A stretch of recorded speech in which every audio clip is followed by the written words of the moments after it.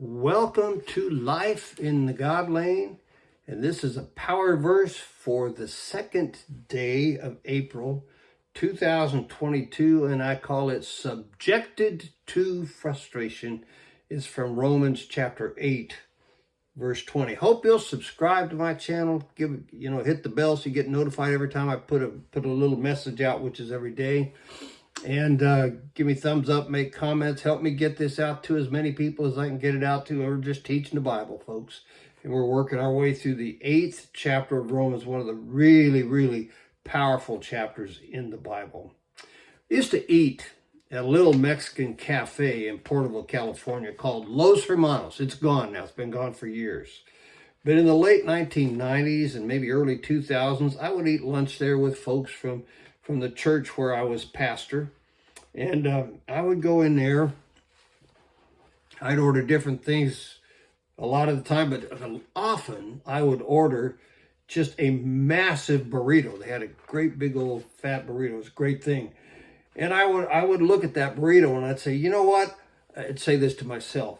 I will only eat half of it because I'm a big old fat boy. And in those days, I was a lot heavier than I am now. Next thing I knew, the entire thing was gone, having been devoured by the BOFB, the big old fat boy. Even Christ followers can be subjected to frustration. Just like Romans 7:21 says. So I find this law at work. When I want to do good, evil is right there with me. That's what happens to us. We all fight with that. Everybody struggles with their burrito, whatever it might be. Did you know that all of creation is subject to the same frustration that you and I are? Things decay and they go bad and they get worse and they fall apart. Creation has the same issue going on. Look at Romans 8, verse 20. For the creation was subjected to frustration, not by its own choice, but by the will of the one who subjected it in hope. Now, creation is subjected to frustration, not because it chose to be subjected to frustration, but it's subjected to frustration by the will of the one who subjected it. So what's going on here? What are we talking about? When Adam and Eve fell to sin, not only did they get wrecked by sin themselves, cost them their life, cost us our lives too. They passed it on to us. We all keep sinning. Everybody keeps sinning. And we're subject to frustration. We get old and things decay and they fall apart. I'm 73. I'm learning that stuff as we speak because we have this bent to sin and it destroys things. It makes them worse. And the infection of sin. Well, guess what else is affected and infected and subjected to frustration? All of creation. Every bit of creation has the same problems you and I have. Now, I grew up in the pine forests around Flagstaff, Arizona. I spent a lot of time in the woods when I was a kid.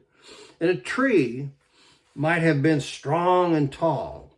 Okay, and then you walk by it 5 years later, and it fell over after getting diseased.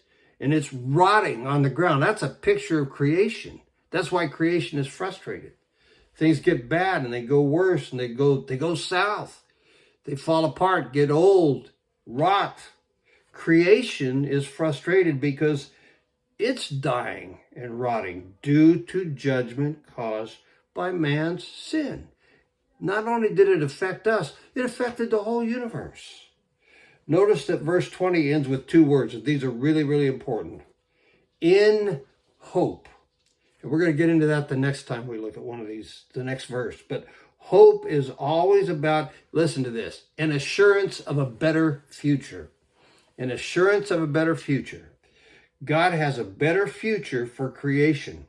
And it's all connected to Jesus and his death, burial, resurrection, and his return to fix everything that's messed up when he comes back.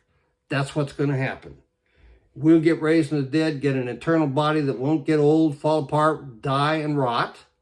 It's eternal, never goes bad. And creation looks forward to the same kind of thing. It gets recreated, all new, no problems, okay? So creation and Christ followers look forward with hope for better times. I will talk to you tomorrow.